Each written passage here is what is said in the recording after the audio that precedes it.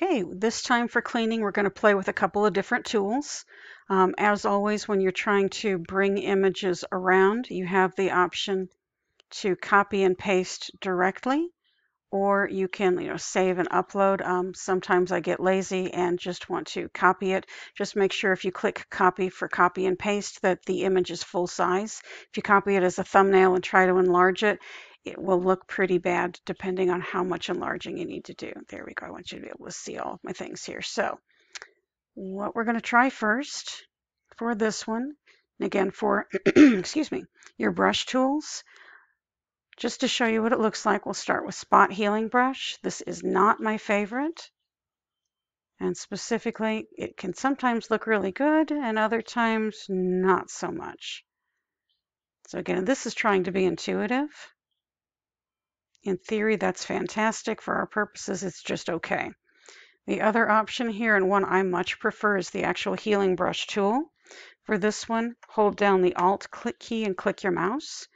You're going to see it's going to select where you're copying from. And there we go. You can go directly over it. Now with this, we can also make that brush larger, which I'm going to do this time. So there we go. Okay, not perfect, but much better. We can actually even come back over the area that we were at, try to make that look a little bit more intentional. And I'm just going to click back on that move tool to deselect so we don't continue to move with it. We've got a couple of spots here that still look pretty wacky, so we're going to come back again. Alt click,